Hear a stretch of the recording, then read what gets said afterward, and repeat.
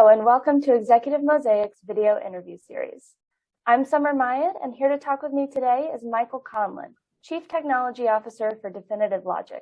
Michael, thank you for joining us today. It's my pleasure, Summer. Thank you for having me. Michael, in your free time, you practice a long list of interesting hobbies. Can you talk about how you got into hobbies like blacksmithing and sculpting? I absolutely can. It's what we do in the world of IT is so ephemeral, right? I've written a lot of code, but once you write code and it's working, you never see it again. Delivered a lot of speeches in public, but once you do that, the event's over and those things go away, and it's sort of unsatisfying from a personal perspective. And so one of the things fortunate for me is I've always enjoyed making things. I like being in maker spaces, like working with my hands, and as a consequence, and I have a high tolerance for risk. So I leaned into spaces where I have no idea what I'm doing or how I'm doing it, and just experiment. And then once I have an opportunity to get started, I get classes and formal instruction. So one of the interesting things for me then is this whole sequence. I started out with making knives, and making knives led me to doing things with jade and turquoise to make handles for knives. And then the more I worked with the jade and turquoise, I began sculpting it. I began producing gemstones. Once I produced a bunch of gemstones, I said, well, maybe I better learn how to make jewelry so I have something to do with those gemstones. And that led me then into jewelry making, which led me into glass bead making, which led me into large-scale glass blowing. And that led me into welding to make mounts and frames for those items, which led me back into blacksmithing all over again. So it's sort of this endless pursuit of the next media, the next discipline. And it's just fun to be creative. It's fun to solve problems in new spaces. And it's kind of an attitude I take both in my passions, my avocations, and in my work, my vocation. That sounds very interesting. And what advice do you have for somebody currently pursuing a career in your field? Well, if you're going to work in this field today, you have to have an appetite for rapid change, rapid innovation. You really want to be turned on by the opportunity to learn and grow, because that's going to be a constant. I think it's helpful to be a good all-rounder. You need a set, I think they use the expression a T-shaped resource, meaning you need a really robust set of methods and techniques and tools that are widely applicable in a lot of different circumstances to solve a lot of different problems. And then you need some real depth, both in technology domains and in some business domains, so that you have a degree of subject matter expertise to bring to the table. And that describes me. I have that broad set of tools that I can apply in a lot of different spaces. And then because I'm a bit of a fast study, I can go deep quickly in specific domains to help with specific problems or specific opportunities. And look, I seek out opportunities to learn and grow all the time. And if you're going to have a career in this space, you have to be turned on by that opportunity to learn and grow and develop new skills all the time, because the pace of change is really, really fast. Now, look, I am the first to admit that I have imposter syndrome, and with that, a degree of insecurity, and that drives some of my my constant thirst for learning and growing. I always want to build that next competency, because there's always a new opportunity, a new challenge out there. So if you're going to pursue a career in this space, it's great to have that appetite for constant learning and growing. Excellent. Can you talk a little bit about the Credo principles that drive Definitive Logic and define its culture, and how do you apply these principles day to day? I love to talk about Credo principles, and in fact, that's an important element of how we approach them. The first thing I should share is that the complete term is Credo Principles and Behaviors. These are down-to-earth, practical descriptions of what to do, what actions to take. They aren't academic principles. At Definitive Logic, we're in the business of digital transformation, and that's really challenging work. We recognize, well, we like to say it's not a question of if things will go wrong with digital transformation, it's a question of when things will go wrong. And knowing that things are going to go wrong, we've built a set of Credo principles and behaviors to help us delay or prevent things from going wrong in the first place, and more importantly, to respond effectively when things inevitably do go wrong. We build our Credo Principles and Behaviors into the culture in very practical ways. Every Monday morning, the leadership team gets together and we start that meeting with one of us explaining the next Credo Principle of the week. We go through the whole sequence over the year. We discuss what it means. We discuss how to apply it. It's very practical advice down to the mechanics of action. And then later in the morning, we have an entire whole company meeting. We call it the DL Newsbeat Live. We start that with that week's Credo Principle so that the entire company hears about it. And then we encourage all of our project teams and organizational team meetings to start their next meeting that week with that week's Credo Principle. And again, active conversation. How will we apply it in our business? What's an example of where we can apply it? So we're very, very practical. And you all often hear people in a conversation say, well, hang on, that idea does not align with this element of our Credo Principles. Let's change how we're going to approach that. Now look, even our CEO and co-founder, Paul Burke, he spends time every single month with every new employee of Definitive Logic, explaining to them the whole framework of the Credo Principles and how they came about and why they're an important element of Definitive Logic. A very practical day-to-day approach to those Credo Principles and Behaviors. Since we last spoke to you, Definitive Logic has been ramping up its brand name recognition and momentum in the federal marketplace while driving aggressive growth. Now, as a mid-tier company, what's next for Definitive Logic in 2022? Well, you know, when we graduated from small business status last year, it was deceptively easy to think of ourselves as a mid-tier company, the term that you used. But when it comes to federal contracting, there are only two tiers. There's small businesses or not small business. So we compete head-to-head with the biggest firms in the market, folks that have enormous brand name recognition and provenance behind that. Which means we have to punch above our weight when it comes to marketing, social media presence, our email newsletters, our website, speaking at industry association events. All of that is what helped us graduate from small business status, and we're keeping up the quality and frequency of our content there. But what's next is now we're adding on some low-density, high-touch approach through a series of exclusive invitation-only executive roundtables. So we're bringing together the real luminaries in government, the thought leaders, the change agents, those few important people that are helping government solve the biggest problems and deliver results for all Americans. We're bringing them together, we're tackling specific problems, and we're finding ways to galvanize industry response around those problems. I'll give you a quick example.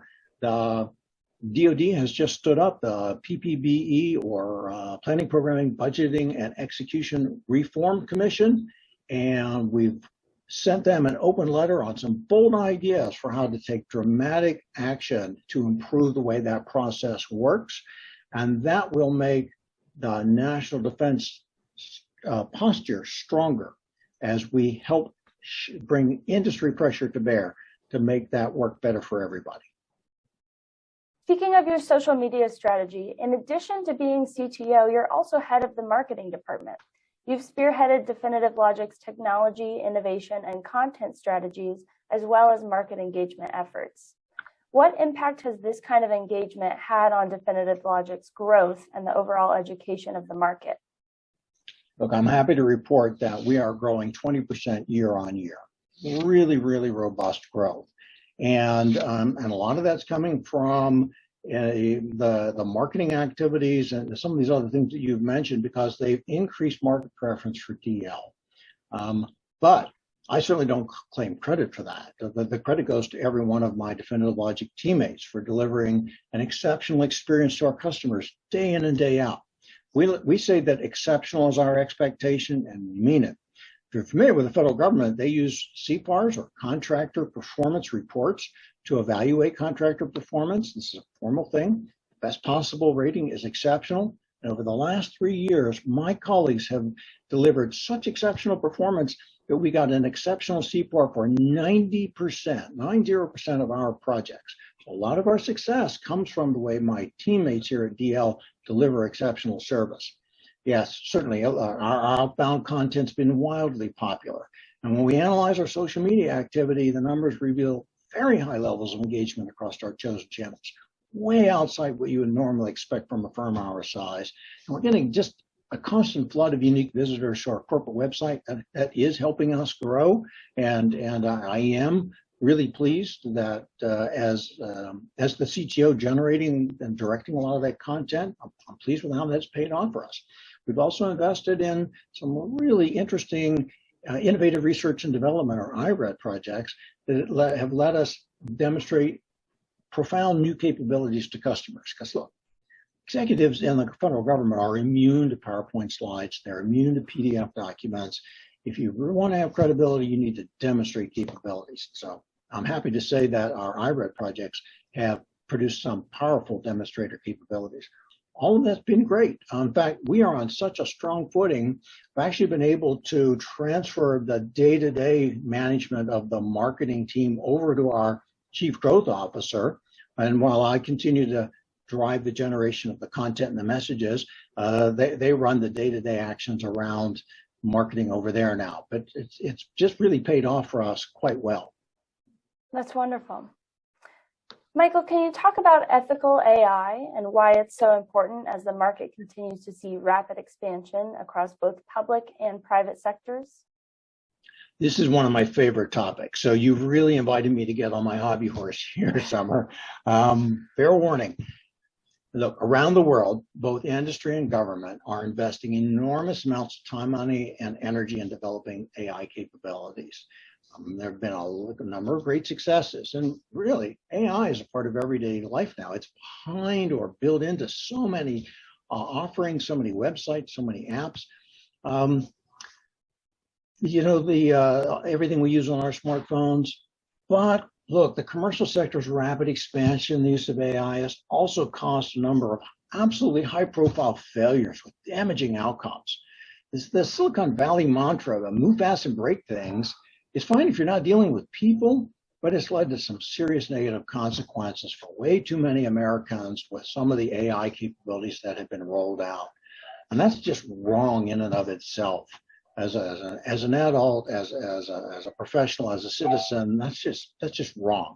It's professional malpractice for a data practitioner to be involved in those things. We data practitioners aren't special. We aren't exempt from responsibility.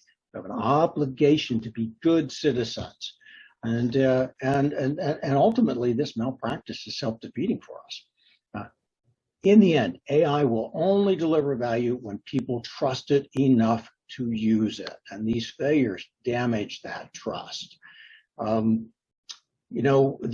reality is, people are only going to trust AI if it delivers predictable performance in terms of net positive outcomes. We need to get AI right, or we're going to fall behind China and other competitors on the world stage.